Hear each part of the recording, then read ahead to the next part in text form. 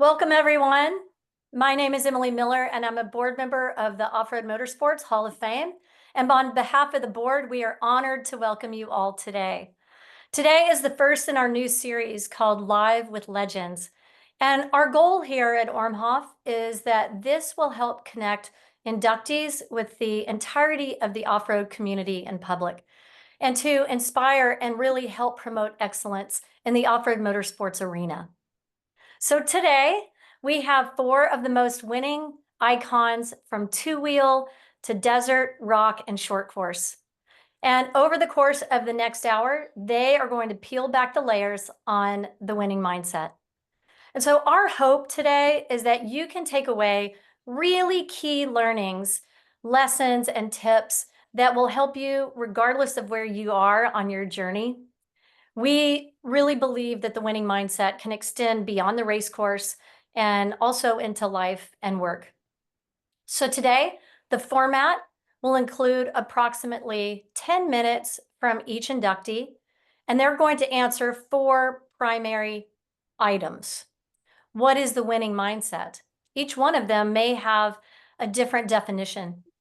And then their personal recipe, and some are still racing, so maybe they're only going to share what they're ready to share. And then a story or maybe two or more from their personal experience. And then practical advice and tips to either overcome a challenge or to win. At the end of this, we're going to hold a Q&A, and it's a great chance to get mentoring and coaching from literally the sport's best. So if you pull open your chat box, please type your questions and we will do our best to get those answered.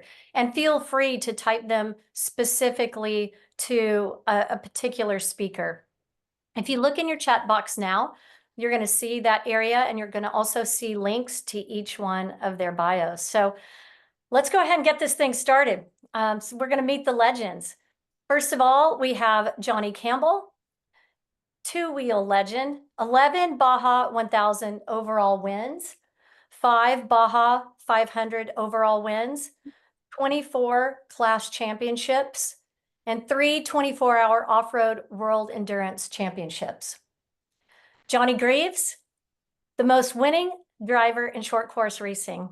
He's got 200 plus short course wins, 100 plus Pro 4 wins, and 20 championships. We've got Brad Lovell. He started in rock crawling and rock racing and then crossed over into short course, desert, and endurance rally with 10 season championships and 54 career wins. And then Ironman Stewart, who's really inspired many generations, and will continue to inspire the sport with 84 wins, 17 Baja 500 wins, 15 championship titles, and 4 score world championships. So with that, I am going to turn the screen over to Johnny Campbell. And Johnny, talk to us. Hey, everybody. Thank you for joining us today. This is super fun. I've been able to kick this off with everybody, share some recipes that's helped me along the way in my career. Racing is incredible. And this subject, the winning mindset, is really powerful because it's like you could have all the talent in the world, but unless you have the right mindset, you might be able to win one or two, but it's going to take to do this for a long time and steady, and you got to have a recipe. And that's what all these, fine, incredible champions that are on this panel today, they've had careers that have catapulted them in their individual disciplines. So thank you for having us. Thank you for having me. I will try to do my best here and share some interesting things. So, when I first started racing, I had no idea that, I was going to be a professional off-road racer. I didn't even know that existed.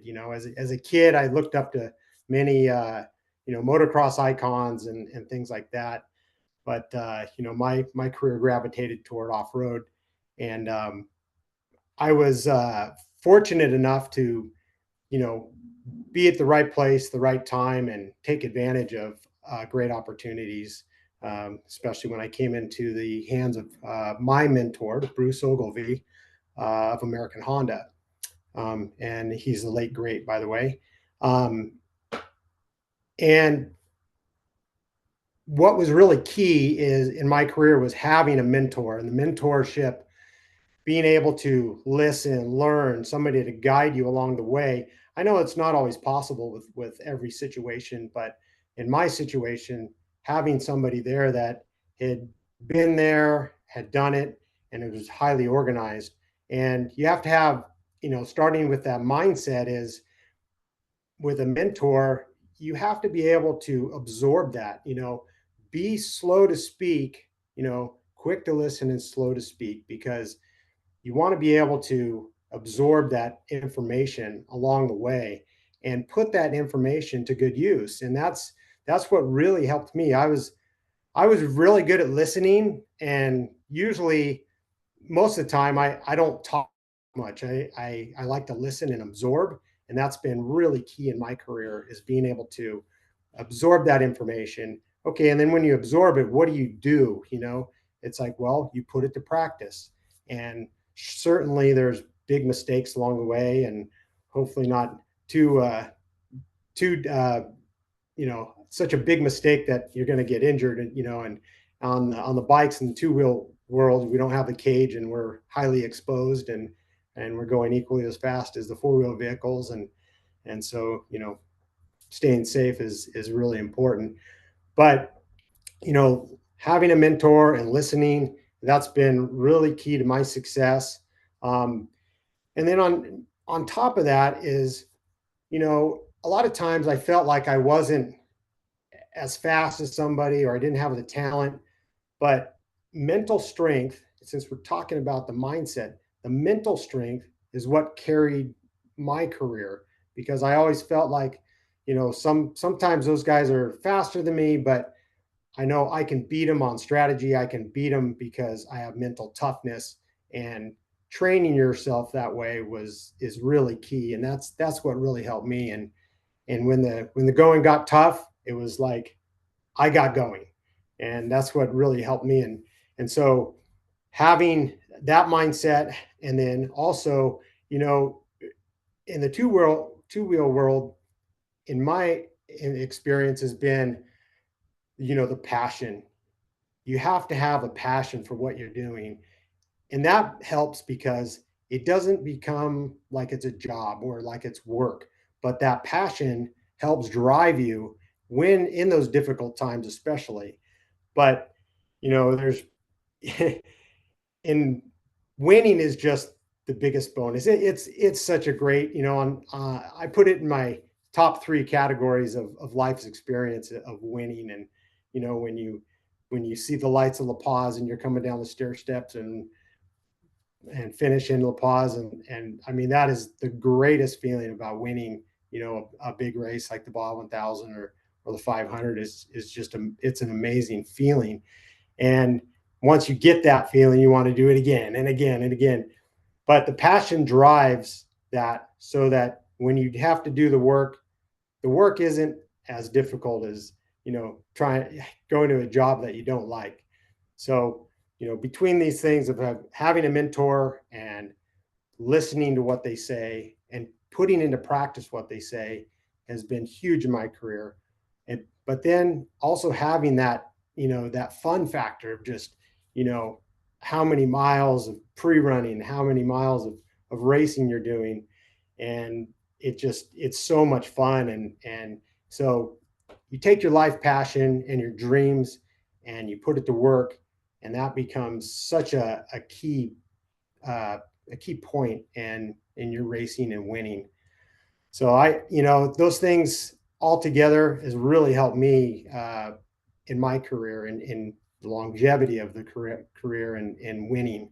And it's been a great ride with that. You're muted, Emily. Johnny, do you have a good story for us? Something maybe where you had a rough time and then you had to kind of get that winning mindset back? And you can think about that, and we can come back to you, but love to hear it. Yeah, I have multiple stories of these things. One in particular, I guess, I just tell, one of my favorite events of all time was the Baja 1000, or sorry, the Baja 2000, when the Score did the Millennial Race. And, we got to race more Baja than we ever had before. And that was so fun and my passion. But you know, racing over the span of over 30 hours is is pretty intense. I mean, it's grueling. And yeah, I had there was four partners on my team: myself, Tim Staub, Craig Smith, and Steve Hingeveld. And you know, nobody's like the Ironman who runs the whole thing by himself, but it's like, these sections that we had to do, we each took a quarter of that race, and it was so long and overcoming, and then having to get back on the bike the next day and stuff. Having to overcome those things is a huge deal, and just recovery and stuff. And to race over 30 hours was really big. And another in particular, Baja 1000, one thing I had to overcome was, you know, we came down the backside of the summit and got in the sand wash, and I started going down the sand wash. I was leading the race, um, and a cow came out from the bush, and I hit the cow dead on, flew over the bars going 60 miles an hour, and landed flat on my back. And I kind of stopped. Everything came, dust settled, and I was wet, and I'm like, oh no, is there blood or is whatever? And my hydration system had protected me, and I, wiggled my toes, and I got up and had not a scratch on me. I ran back to the bike, and the bike, it was fine. There was nothing leaking out of it, no coolant, no nothing. And I picked up the bike and I took off. And the only thing I had was a bent front disc, and, rode it another 30 miles to the dry lake, and where we had a pit, put on a wheel and kept going and never lost the lead. So those are some fun, flavory stories from Baja.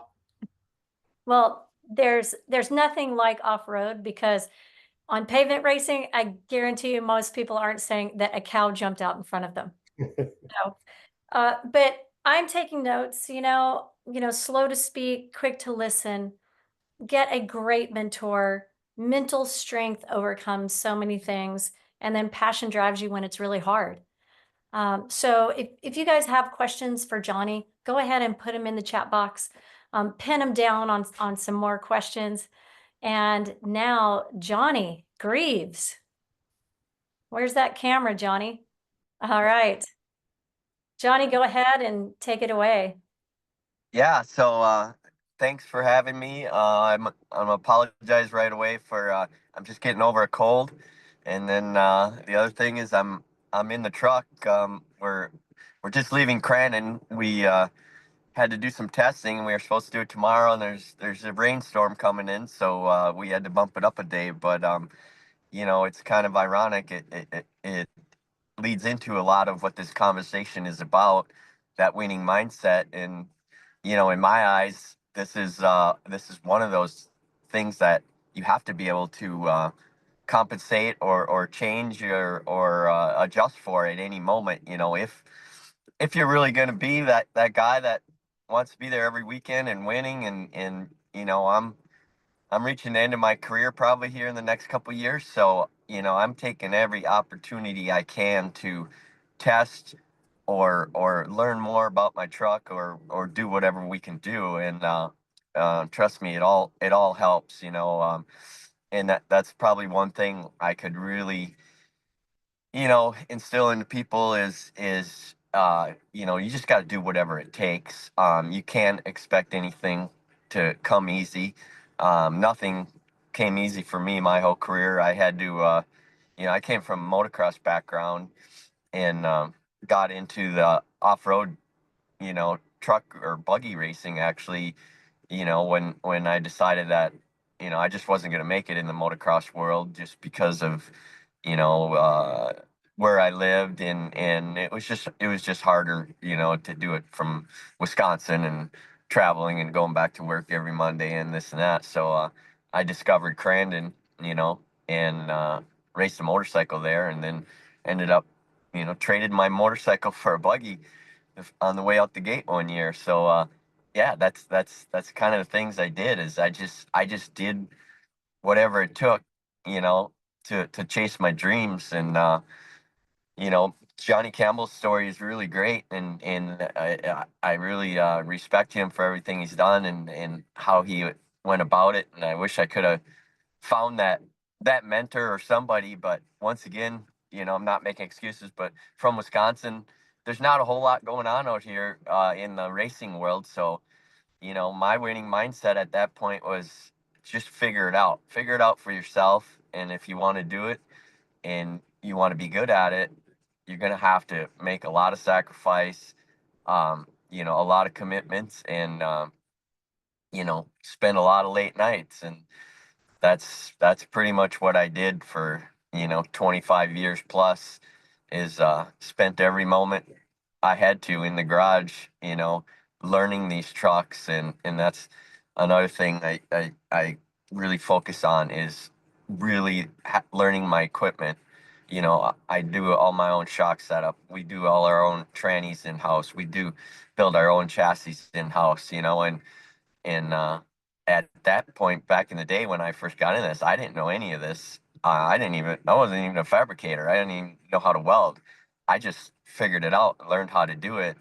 And, you know, kind of, like I said, I decided this is what I wanted to do as, you know, a hobby in the beginning, and then turned it into a career. And I came to the conclusion, if I was going to do it and be successful, I better figure it out and figure out every aspect of it.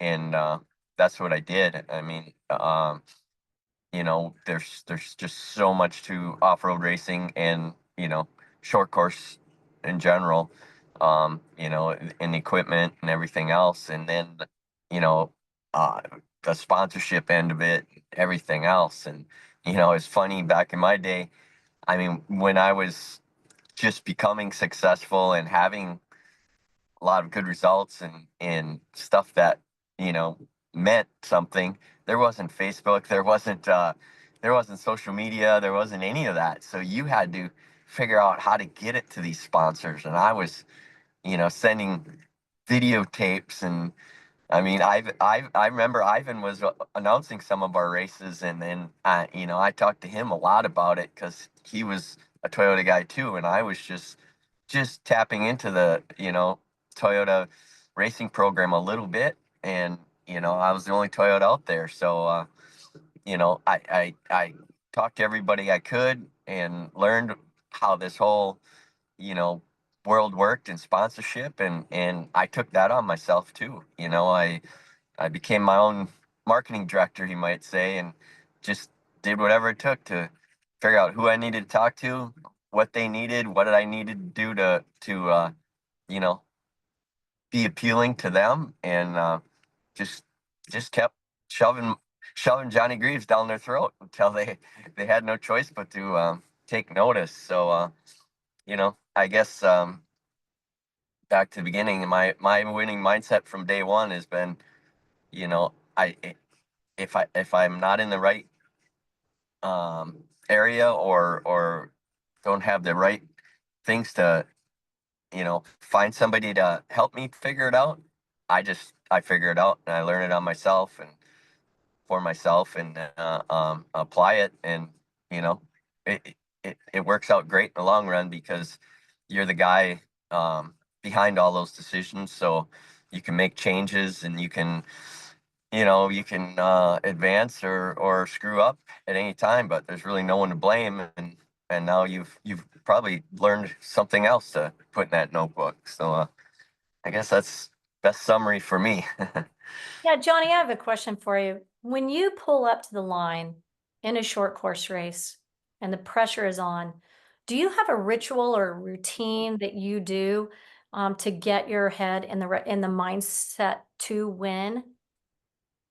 This is gonna sound kind of funny, but I usually, you know, I pull up to the line, and I know I'm gonna do good when I'm really tired, and they call it my sleepy chair. I get in my truck and I pull up to the line and I start kind of getting tired and want to doze off, and the guys tease me about it, and I'm like, I guess I'm just relaxed at that point, you know. And then there's those days where you have butterflies, and you know it's almost hard to push the throttle all the way to the floor. So you know, my best days are when I pull up to the line and I'm not thinking about anything and I'm relaxed, and I find myself almost ready to fall asleep while I'm sitting in my race truck. That's great.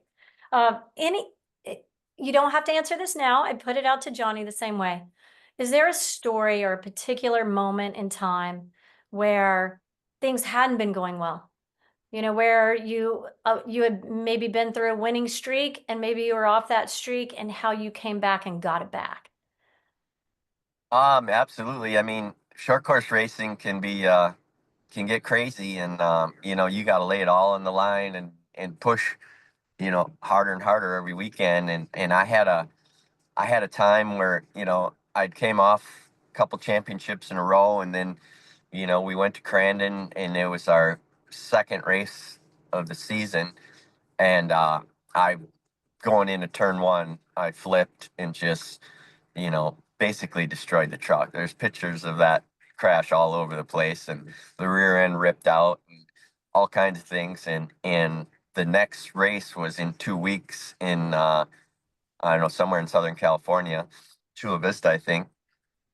So we had to get that truck back together, and the guys, me and the guys, got it all back together. And I said, just wait, before we load it up, I want to go back to Crandon and I want to hit turn one, you know, as fast as I can. And, you know, I needed that. I needed that to get my mind clear, to feel comfortable going into the next race. And you know, that helped. So it was a little bit of a struggle that year getting back in the game. And, you know, after you have bad crashes, I'm sure all these gentlemen have experienced it. It gets in your head a little bit. So, yeah, we've experienced that quite a few times. Yeah. Well, thank you, Johnny. We're going to have a couple of questions coming up, and Michael Oakes, you're asking great questions over in the question box, and we'll get to that when we finish up with their presentations.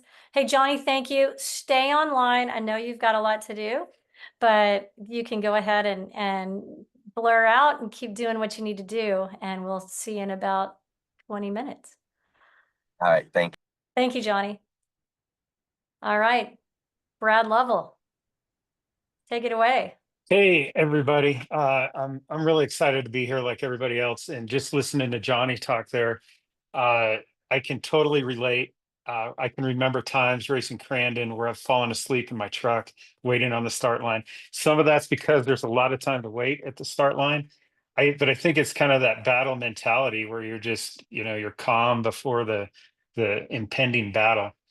So I've put some thoughts together on this winning mindset, and it's been something that I've had to think about because it's not something that's in the forefront of my mind every day. I think about strategy and getting organized and building the team and so many different things, and I think a lot of these things are just inherent in all of our mindsets. So the first thing I think you need to do is define what is your next big win. And for me, I've had a measure of winning in a lot of different ways throughout my career. And the very first was just like anybody else, wanting to go win a race.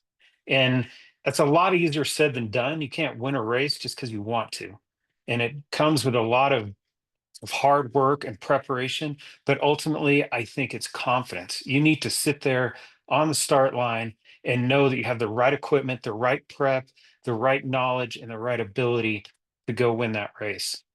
And with that confidence and experience comes getting beat a lot of times before you get to the point that you know the right pieces that put together. And just like all these other guys, I spent a lot of time early on looking for mentors, trying to talk to different people, and I got a lot of different input from a lot of different people that formed my own recipe on what I need to do to win. Uh, The next goal, I think, after winning a race is wanting to win a championship. You won a race, and in our case, it was our first rock crawl, and it was a huge confidence booster. But once you get that little piece of the good stuff, you want to come back and win a championship and prove that you have a sustainable program that can do that. In order to do that, I think you need to better your odds now every time you show up at the track. So keeping records of the vehicle, cycling parts, doing research on the track, knowing who your competition is. And one saying that I always like that comes from Rob Mack is that you only have to win by an inch. If you can get ahead and maintain a lead, then don't use up your equipment. And those things help win a championship. The next kind of overall win for me in my career was trying to make it as a pro racer. And this one I think is a little bit darker because it takes sacrifice. It takes everything you have. And like Johnny Campbell was talking about, you can't fake it. You have to have the passion and the drive to move it forward. And different people have different levels of passion, and there are different plateaus where everybody gets off, and that's fine. And I think that everybody should be content with that. But at the end of the day, you have to never give up. And I think that the desire to be a pro racer, it's the undercurrent of your whole life. And you really have to be careful, and you have to decide, how much do you want to give up? Are you willing to move? Are you willing to leave your wife, leave your kids, miss holidays? I think we all have a different tolerance for that, but it's certainly been something that I've had to balance in my life. When I became a pro racer, I used to work for the city as an engineer, and I called him my biggest sponsor because I'd sit and surf pirate and learn about off-roading and everything. But I quit my job the day my kids were born, and it was a decision that my wife supported, but obviously a pretty substantial one, which I'll touch on more here in a minute. But after these initial goals, to me, I call them wild, crazy goals. And I think that everybody needs to have a wild, crazy goal that drives them in racing. And, my first ones: win a race, win a championship, become a pro racer. Then it moved on to wanting, I really, more than anything, wanted to be named Dirt Sports Driver of the Year. And I was fortunate enough to do that, and I met that goal, and I, I was over the moon. It was the coolest thing that ever happened to me. And then I really did spend a little bit of time searching for what my next goal was. I felt a little bit lost, and I had opportunity to go do different races down in Baja, uh, and King of the Hammers and short course. But ultimately, I think my next goal, honestly, was to get into Ormhoff, to become part of the Off-Road Motorsports Hall of Fame, and that was one of the greatest honors in my career. Um, with that, I spent a lot of time thinking, what's my next goal? And now I think goals that I'm focused on, that I think these goals really tie closely with wins, are working with Ford and having a factory race team, figuring out all the questions with that, building a business, and then really engaging the next generation and seeing off-road motorsports flourish into the future. Because I think Bob Bauer said it to me years ago. He said, "You never know you're making history until it's too late." And we've all made history on the phone call here, but there's next generations that are making history now that are going to be the next heroes. And I think it's really important to embrace that. Um, a little bit about what drives me to win. I think early on for me, it was really based on ego and ambition. I started in motorsports with rock crawling and trail wheeling, and like Johnny Greaves is saying, we're based in Colorado, so a lot of this we had to make up ourselves. And my dad got me a Ford Ranger when I was 16. I wanted a Jeep CJ, and I got a Ford Ranger. And that really taught me that if I wanted to make this thing capable, I needed to figure it out myself. So again, I can relate to a lot what Greaves is talking about. If you know, you need to figure it out yourself and be your own pro and confidant in all these different areas. You have to wear a lot of different hats. Um, but after after my initial goal, I guess, based on ambition and everything, what I'm more focused on now is I'm never content. I always like a challenge, and the best way I can describe it is a mountain. You climb one mountain, that's cool. It was a great experience. Go on to the next mountain, and I've kind of done that my whole career with being in different disciplines, and I think, you know, it's not that I don't like winning and being a master of a certain area, but I think I lose some of my drive and some of my passion, and I always need the next challenge. You know, we've raced one truck for Ford in the Baja 1000. Okay, let's race two next time, and then Score throws out a reverse peninsula run, and everything gets more difficult. But I think the constant change in my goals and my sense of winning has kept my passion alive. Uh, and back to earlier on when I went pro, I call it pro. You know, everybody wanted to be a pro rock crawler back then, and it was hard to figure it out. But we were doing it as a group, and I quit my job. And we had a bit of sponsorship money from FabTech and BFG, but we had to win races to make it work, and we had to do it on a shoestring. And I was so scared to lose that it really drove me. And I knew that I had to make it work. And I didn't, in some ways, I look at it as my retirement. I never wanted to go back to having a real job, but I couldn't have a real job and have the ability to go do these different events and follow my dream. So I think that sense of having to make it work really drove me and put pressure on me early on in my career. And I, you know, again, I think it was about the time that I won Dirt Sports Driver of the Year. It's like, hey, maybe I can do this. And I lost that fear, which was kind of nice internally, but it also changed my motivation.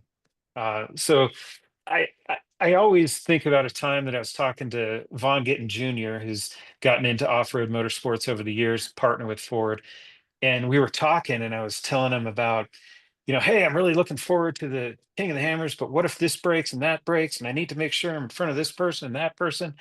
And he says, Brad, quit worrying. You know, just think about all the great things that can happen in the car, not all the things that can go wrong. So that's one thing that I try to keep in mind in the last few years of racing here is, you know, different advice from different people. And that said, I think all of us can always get a piece of advice from different people that'll help us be successful. So a little bit about what I think it takes to win. I touched on pressure a little bit, and I think everybody needs pressure to do well and to excel. I had a saying as a kid, scared is why you do it.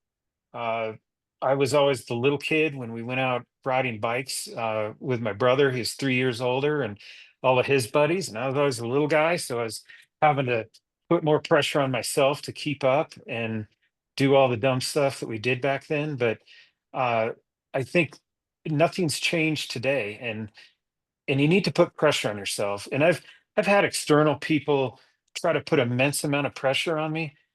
And I just the way I can brush it off is by knowing and believing that nobody can put more pressure on me than me. I want to win worse than anybody out there.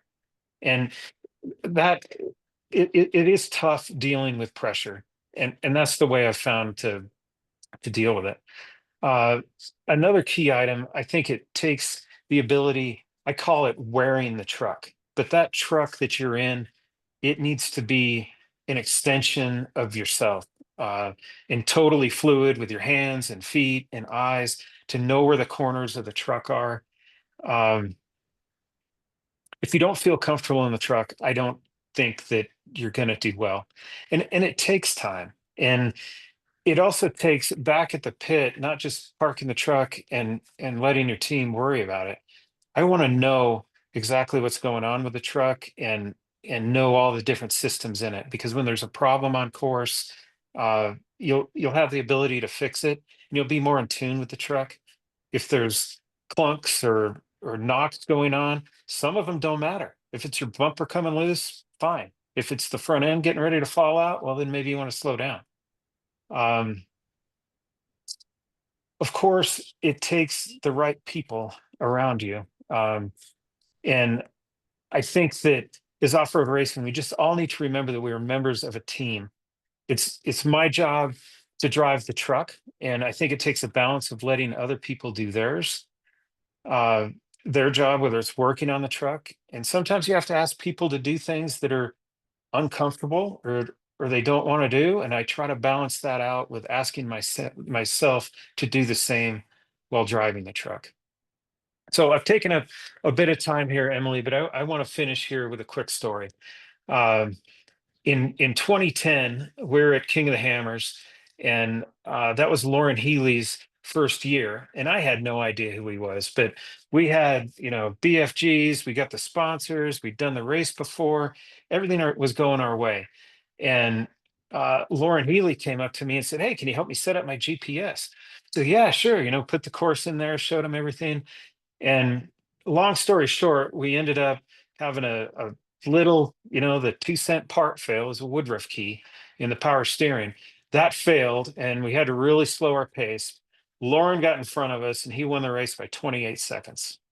And that one's been a hard pill for me to swallow for a lot of years. That was our shot. But fast forward 10 years in the 4,800 class, and we had a good race going. And that class is really competitive. And we were coming out of the last rock trail, and there were two guys in front of us. And we caught one of them in the last rock trail. We made a great pass, got a flat tire doing it. And it was something like 15 miles back to Hammertown. And I just remember that moment so much because, all the strategy's gone. It's just pure aggression. We're going to win or we're going to break. It doesn't matter anymore. It took everything to get into that position, and it's worth taking the chance. We took the chance, and we got the last guy in corrected time and ended up winning by 28 seconds. So took 10 years to get that time back, but I was glad to have it. Great story, Brad. Yeah, that was really great, Brad. And thank you to the people that have been asking questions. Dave, Jeff, Michael, Tony, we're going to address those at the end. But Nate Hunt wants to know what you feed that mustache. So, Well, this is actually a leftover from Nora. Our team has it builds morale, but we always have mustaches when we go down there, and I think I fell in love with mine. all right. Hey, thank you. And before we move on to Ivan, I'm going to put this out to all of you. Dave Mason Sr. said, driver, fabricator, sponsor, brand rep, businessman, the common thread I'm seeing is tenacity and incredible work ethic.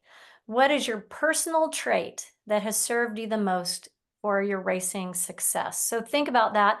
And when we move on to the Q&As, I'm going to ask everybody to answer that. And so with that, Ivan, you're up. Hello, everyone. I'm glad to be here. What some great stories. There's no doubt in my mind that all these guys got the winning mindset.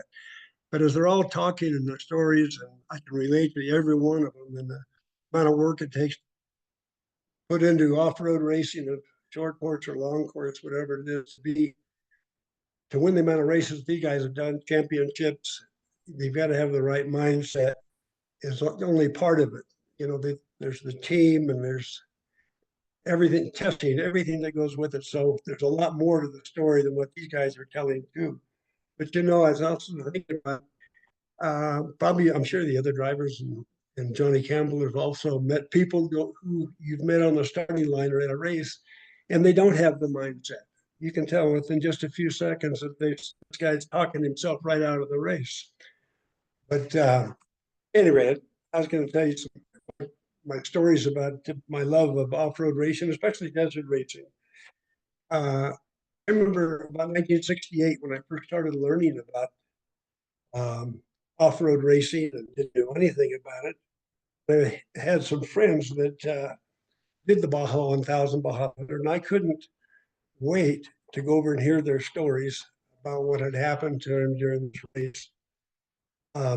The other thing I was going to say, I was going to go back to the winning mindset. The other that I always that's kept me going for so long is that it's the burning desire that I've had just about everything I've ever accomplished.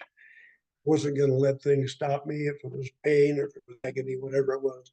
That people can have a desire to do something, but that burning desire is the one you want for. And all three of our guests have got that. I know there's no doubt about that. But anyway, I used to love to listen to the stories, Johnny Johnson, Lynn Cheneth. Before I had no real opportunity, I didn't have the money at the time to go off-road racing, but I wanted to have this feeling of racing Baja and everything that goes with it, the dust, the getting lost, the not having to work without a GPS, the rain, the dark roads, all those things to me were such an adventure that I just knew that I couldn't make it through life without somehow getting involved. But I was called one time by a friend of mine that Bill Wrinkle, that called me and he says, Ivan, we had gone to the races before and I had a dune buggy and he said, I want you to help me build my two-seat dune buggy and I'm going to let you ride with me. Well, that really wasn't what I wanted, but that was better than nothing. So I helped him build his race car. We did some races. He drove and I rode. And my burning desire came in this particular race. It was Johnny Campbell probably remembers this race. Ensenada 300 out of San Tomas. It was my chance to drive. And Bill had called me and said that he had broke his leg and that he couldn't drive it. I was going to have to drive with Earl Stahl, who was a little mechanic of ours that helped us. So anyway, I take off 300-mile race. I go down the road about the first 10 miles, slid off into a ditch and had to run back, get some spectator to help me get it out, got it back on the road. Now we're running last. Then the throttle cable breaks. And I ended up with this burning desire driving that 300 miles with a hand throttle and Earl shifting this two-seat buggy. So that was just one of my stories that burning desire will just take you to a lot of places. But I really wanted to drive a V8 powered truck. That was all from Coco and Charlotte Corral. And they gave me an opportunity if I had drive some of their other cars that Walker Evans built me a truck for class 8, go off-road racing. Anyway, we did that. I did that for a few years and won some championships, won some races and stuff. And got a call from Cal Wells later on. And he said, Ivan, he says, Mickey Thompson's going to start the Stadium Series racing. And I had been driving trucks with V8s and I really that was really I really wanted to make a living at this. As Brad says, to make a living was my really long-term goal. Anyway, Al says, I want you to drive the stadium truck. And, this is almost where I probably made a big mistake in my racing career. And I said, well, what kind of motors does Toyota have? I know you're going to put a proposal in for Toyota. What motors they have? He said, well, they've only got 4 cylinders now. And I said, that doesn't, I don't want to go racing 4-cylinder Toyota trucks. And I almost blew the deal out. And finally, he convinced me to drive this truck, a 4-cylinder motor. But he did promise me it'll horsepower to weight ratio. It'll be, faster and more fun to drive than the V8. And so I said, okay, I'll do it. So then a few years later, we did a short course, and then we started racing desert racing. He built me a V6 powered truck. Did real well with that, and then moved up to a V8. So my whole career has been, setting goals, reaching goals, because I learned early on that for every goal that I set and I reached the goal, it gave me confidence to move into the next goal. I think that's another big one from my racing career.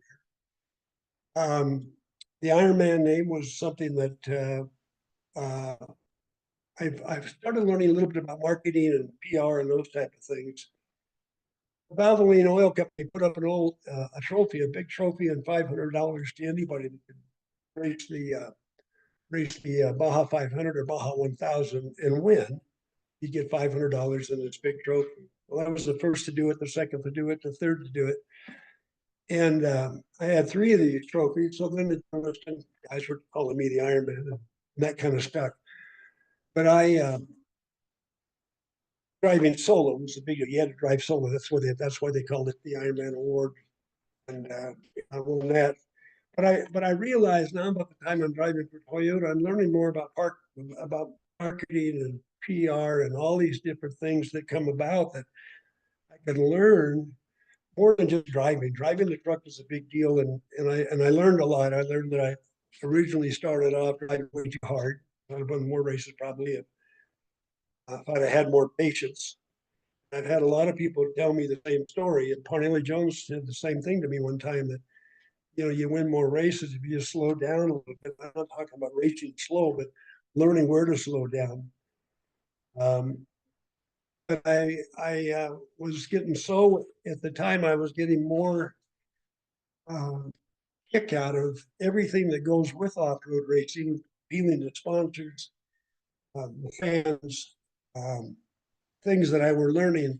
I had one little trick that I'm still proud of to this day. Mickey Thompson used to make us go down on the floor and sign autographs for the races. All the drivers and truck drivers and motorcyclists had to go down there and do autographs. And I learned that if I sign an autograph on a poster and put the date on it, I had more fans coming to me for that poster that I was going to put the 2005, whatever the date was, because they had a 2001, 2, and 3, and they wanted a collection of them. So that was kind of a little trick that I was kind of proud of, that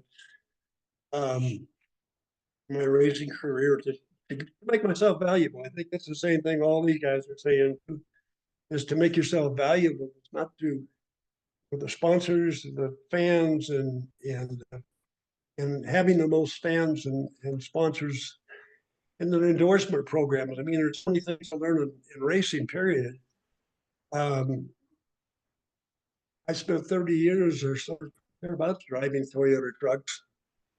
And a few more years after that, there's a personal services contract. I still go to a lot to the races, and I've got a endorsement program going there with MagnaFlow in Camberg.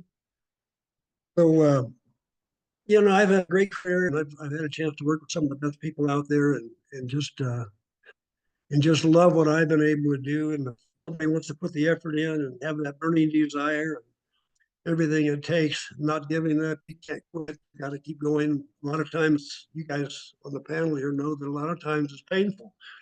There's been times when I've done some desert racing, 500 and thousands and stuff. It was hard being the Ironman because Johnny Campbell was saying the 2000. I wouldn't even think about doing that one solo. But anyway, that's my story. I mean, for people want to put an effort in and really work at it, because if you don't have the mindset fun, you're not going to get there. So anyway, that's all for me.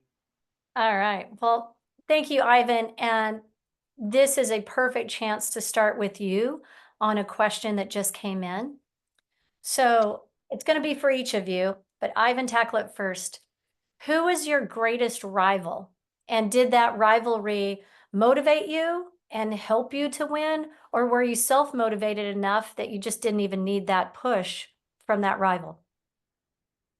Well, I had several guys. Walker Evans, I had Walker on a pedestal, and Farley Jones was another. I didn't always race in the same classes as those guys, but Walker I did.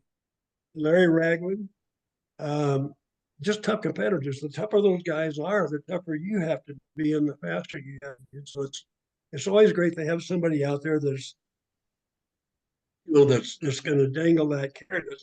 I've had several races, especially Vegas to Reno and Baja 1000. where Larry's pushed me hard. I believe Johnny was talking about the stair steps coming down off of mountain range going into La Paz. Where Larry was just right behind me, and I had to drive part of the never driven to get away from him. But anyway, he's probably the toughest guy that I really had to compete. And then Walker Evans, anybody that says Walker Evans is not tough, they're crazy and fast. Well, what about the other question? If you had to pick one personality trait or characteristic about you that really is what took your winning mindset to the next level, what would that trait be? Oh, I probably just tough-minded, bullheaded, sometimes a little bit too much bullheaded, and but I think just tough-minded, and regardless of what, like I said, you have to overcome a lot of pain in off-road racing and other forms of racing. There's been a lot of times where I had a cactus in my hand or whatever it is, but I would never let that stop me. I'd never let the other competitors know that I was nervous about anything. I just wanted them to think I had no fear. That was important to me. Yeah, that's great. Well, thank you. I'm going to go ahead and move those two questions to Johnny Campbell. So, Johnny, rivalry, the question about rivalry, and then also personality trait.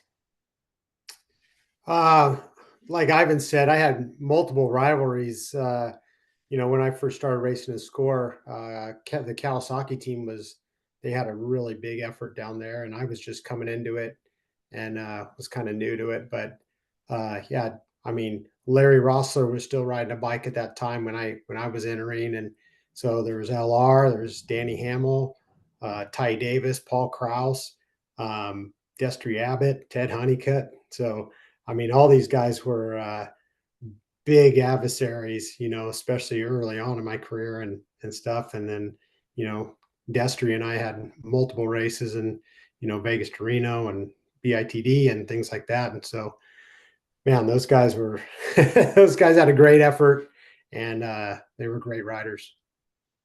So, what is that personality trait that is the number one thing that sets that winning mindset apart for you, that puts you over the top as a winner?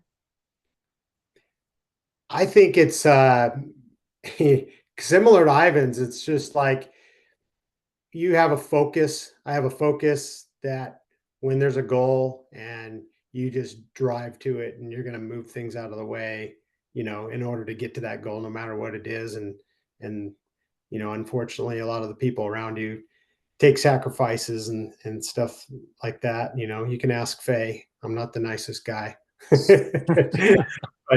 but along with that is a lot of humility and respect for the people around you and a good team. So yeah, I think just some tough mindedness and be strong mentally, and yeah, always and some humility mixed in. All right. Thank you, Johnny. I'm going to have a couple more questions for you in a few.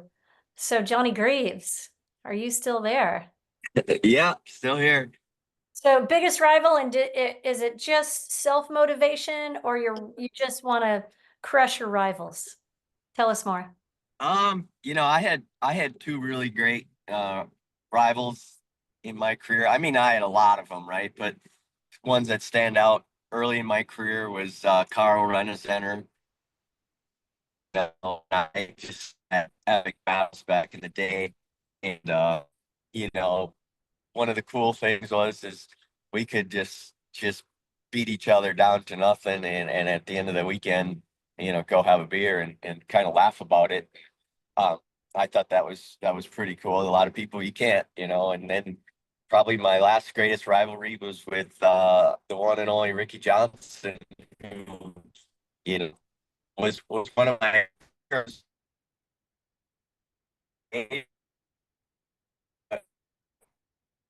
well, get off Uh-oh, technical difficulty. Hey, Johnny, We're having a tough time hearing you. It might be your cell connection. Brad, panelists, if you can hear him well, can you give me a thumbs up or a thumbs down? Okay, we're gonna put Still Johnny hear on. me? Or- Oh, you're just coming back up. There you go. All right, we good now? I hope so. Yeah. Give it one more shot.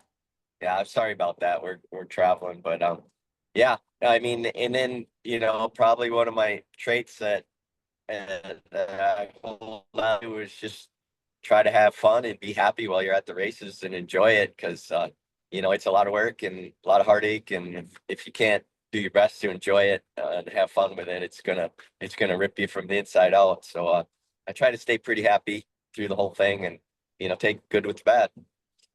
Yeah. Thanks, Johnny. You bet. Thank you. Brad, you're up. All right. So rivalries, I've had a few in different disciplines. Back in the rock crawling days, definitely the biggest guy that was our rival was Dean Bullock, another Hall of Famer here. But he definitely drove us and pushed us to do, take lines and do things we wouldn't otherwise do. Joachim Schwiezow was another staunch competitor. Those are the two biggest guys in rock crawling. And short course, definitely had battles with Andrew Cadell. Narrowly eked out a championship in front of him, but that was solid competition. And in the variety of racing that we do now, or King of the Hammers, I guess it would have to be Lauren Healy. And Lauren and I are good friends, but man, that guy always seems to be able to find my number somehow in King of the Hammers.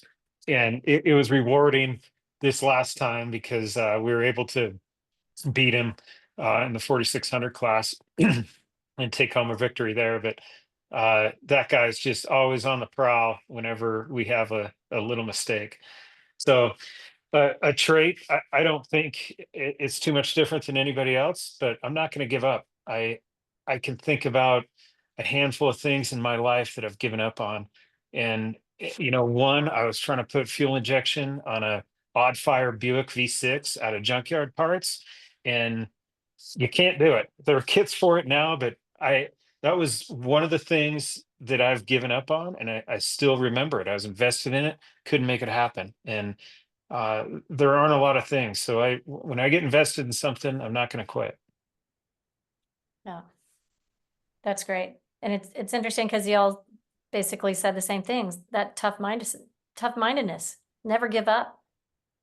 One really good question that someone had is, off-road racing is tough because it takes you away from your family for a long period of time, especially a significant other. Do you have any advice for people on that front? Because obviously that can affect your winning mindset or your ability to focus. Yeah, I can definitely touch on that, Emily. And I was just having a conversation about it yesterday. But one thing that I've always done is have my shop at my house, and it's impacted us in different ways. But that way, when I'm home and not away working at a shop and then away at the races. The other thing that I've done is try to incorporate my family where I can. We all had great years out running short course in the Midwest and Crandon and everything.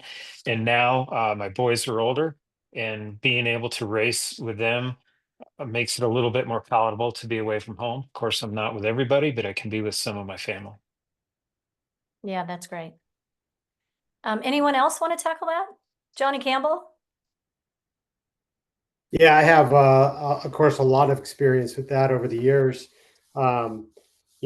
Fortunately, Faye's been, absolutely my biggest supporter and fan of all time. And so having a wife that gets it and understands is, that's just gold in order for you to achieve your career and in your goals and everything.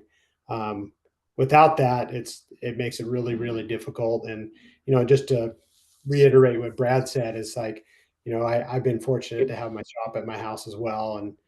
And that makes a world of difference when you're growing a family and stuff. So yeah, that's really important. And and I always try to balance it too. It's and always try to, Mhm. because we'll spend a long time away testing for 2 weeks and durability or whatever, and then come home and I try it. So it's a difficult balance, but this sport to be successful takes a lot of hard work, and having somebody that understands that is really key. Anyone else on that topic? I can definitely Yeah, I had touch a, on that. Oh, sorry about that, Ivan. go ahead, Johnny. I just make my whole family be a part of it.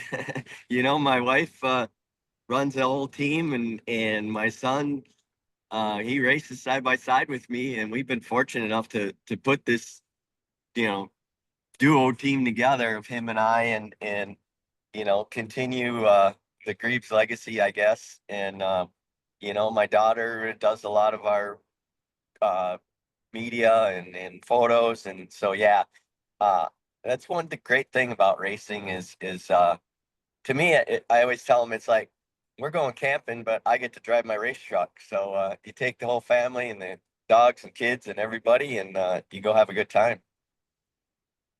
That's great. And Ivan, before you answer, everyone wants to say happy birthday. Oh, thank you. Happy birthday, Ivan. And they want to know how everyone is going to celebrate with you. Come down to the Baja 500 with me. All right. So, happiness at home. Any advice? Well, I was just going to say that my wife and I have been married for 60 years. And as long as I've been racing, I always have come to the conclusion that everybody I deal with, they have to know that if I go to a race or if I go to an event or a car show or wherever it might be, my wife has to be welcome. If she wants to come, she gets to come. And if you don't want to go, that's all right too. But she's always got to be welcome. That's worked for us. I mean, she flew in the helicopter with Cal Wells for years and years, and been a part of it. But that's always worked best for us. Yeah. So clearly being involved. Yeah. So Yes. next question. So, and we'll start with you, Ivan. We have someone who would like to know what win meant the most to you. Oh, I think the Baja, as Johnny Campbell was talking about, I can certainly get cattle. You got the fog that comes down and everything. I mean, it's everything about it.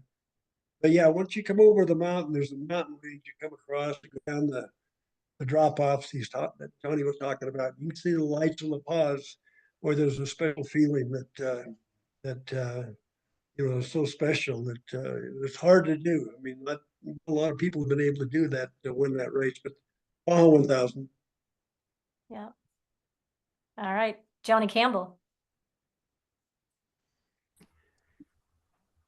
I think the most memorable win for us is it's difficult. There's been a lot, but the Baja 2000 was really special for me. It was almost 31 hours, and it was just a long grueler, and there was a lot of planning and preparation going into that, more than most, and it just hit home when I come down that sand wash into Cabo and seeing Lands End right there.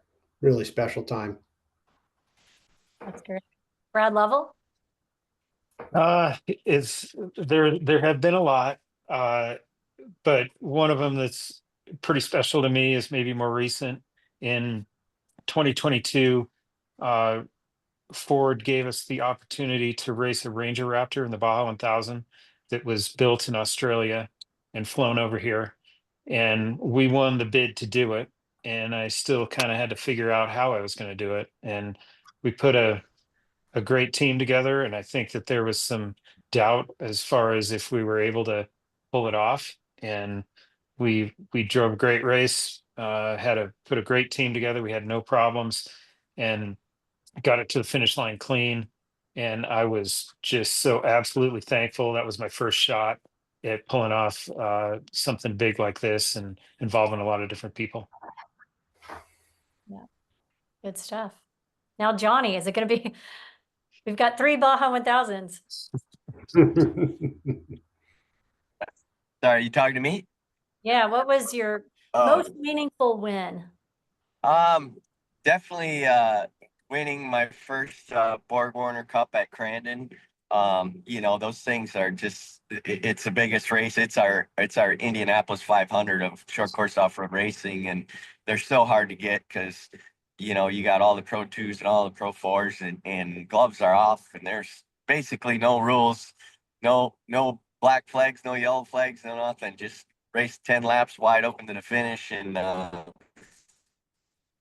won it several times, and probably one of my best memories is when my son CJ and I, you know, battled it out right to the finish, and we came across the finish line side by side, and they had to go to a instant replay to see who actually won. So, yeah, those were definitely two of the biggest, you know, greatest memories, and for me. Yeah, that's great. Let's see. We have a number of questions about media, social media, sponsorship, etc. And just for the people who've asked those questions, we really appreciate that. And of course, everybody wants, that recipe too. We are actually going to be hosting a live with legends about that in particular, and sponsorship and marketing, and taking that next level. So we're going to hold some of that and those particular questions. I'm sure they would all agree that winning really helps with sponsorship. But if anybody would like to add, I really liked what you said, Johnny, about the fact that you just let them see, Johnny Greaves all the time and stayed in there. But if anybody has any particular advice, that would be great. Well, I can expand on that a little bit. You know, like I said, back in my day when we didn't have all the social media, winning meant so much, and you know, getting to know everybody, and that's probably the number one thing I learned, and I think I learned 90% of it from my good friend Ivan Stewart there is, you know, establish a relationship with the people you want to work with and get to know them. And I worked really hard on that, you know, as I got to know sponsors, you know, I just became friends with them and really didn't worry about the deal so much as I worried about the relationship, and the rest kind of came along with it. And I don't know if you've ever been in an autograph line with Ivan Stewart, but man, he is good at talking to people and having relationships with people and making people want to, you know, be a part of his legacy and who he is, and you know more about him. And I learned a lot from him, and I appreciate all that. But yeah, that's my number one thing I tell everybody is, you know, really don't push the deal as hard as you work on the relationship, and the deals will come as long as you're doing your job, and you're selling yourself right. I think the deals come, but the relationship is super important. Yeah, thank you, Johnny. Anyone else? I got one. Um, yeah, I would just say that being creative, I'll give you a couple examples. You can wait and win a race and wait for your picture to be in, used to be in a magazine. Now it's online or whatever it is, and then you can exploit that. Or I started working a little bit more creative and a little harder at it. I would get my race truck from Toyota and their hauler and go to Toyota dealerships and do promotions. Had nothing to do with winning races, other than I was building my name, and Toyota loved it, and all the sponsors loved it. I would be on the Toyota lot, I don't know, at least once a month there for years, doing a promotion uh, with the race truck. The sponsors are getting a bang for it. The dealership loves it, sell more cars, makes me look good. But that's just one of the creative ways. The other creative way was the arcade game. that I was, that I helped happen. I really, if it wasn't for me, it wouldn't have happened. But yeah, I met a couple of guys in the sushi bar that were programmers for this particular game. And I knew right away that, hey, I got to get my name in this on this game and my anyway, I met the owner of the company. I told him, so look at it. If you use my race truck, the Toyota Stadium truck, in my name and my sponsors, I'll go to all the sponsors and make sure that you get a letter that you can use their names. But anyway, to be creative. I don't know, there's a bunch of other ones like I can't think of right now that being creative and get out there and so you make a mistake once in a while. They don't all work real good, but anyway, that's just my tidbit. That's great. So to add on being creative, I think that it's easy to think that the only way to go racing is with sponsorship, and racing does take a lot of money. You can't get around it. Uh, but being sponsored is a job, and it's a changing landscape now. And I think that uh, there are entities that go out and do a lot of marketing, and racing is part of that. And it's very competitive with social media now. So I tell people often, if you have a job and you're good at it, go make money at your job and go enjoy racing. Or you can try to get sponsored and treat it like a job, or you can find other ways. And an example I use as an other way is our relationship with Ford was really founded on engineering and sharing technical expertise. So for me, it was kind of a nice release because sponsorship is very difficult, but there are other ways to go racing. You just have to look hard, and it takes a lot of work no matter how you do it. Yeah. Johnny, anything left to add to that? Johnny Campbell? I think all these guys did a pretty good job of that, and yeah, I think just nurturing those relationships is really important, and then just trying to stay current and in all you do, and just keep things moving. So. Yeah. Yeah. Well, thank you guys. And thank you, everybody. We're actually at the time of close. So we really appreciate everybody being involved in this, especially since it's our first. And to Johnny, Brad, and Ivan, thank you for believing in this and this platform. And Ivan, happy birthday. Is it Thank okay you. to say, it is okay to say the age? No, Okay. Perfect. We won't yeah, say it. yeah, I'll be 80 years old. All right. At the Well, Baja 500. okay, good deal. We did have someone who asked, what is the way that you can get involved in racing if you want to go racing? And that is a great question. And that is a topic that Brad Lovell brought up with us. There are a lot more opportunities today that exist in off-road motorsports that existed, 30, 40 years ago. So we are going to have Live with Legends specifically on that.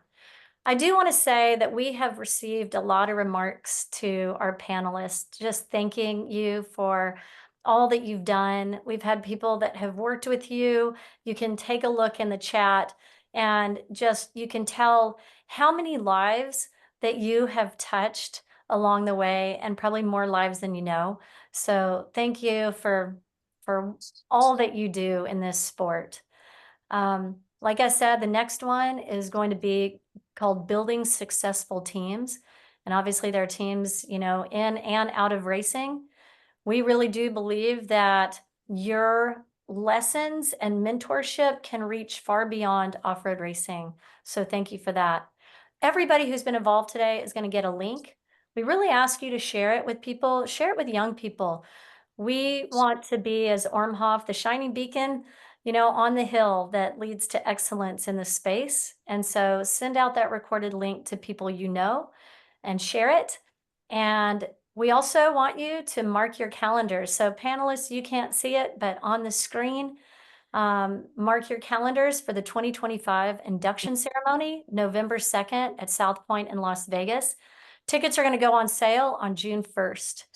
Also, if you have enjoyed this and you have the opportunity or ability to, we ask that you join Ormhoff, partner with Ormhoff, donate, because your support allows us to keep on giving back. So with that, you guys, it's been a great 75 minutes. We really appreciate it, and we'll see you down the road. Thank you. Thank you. Yeah, thank you.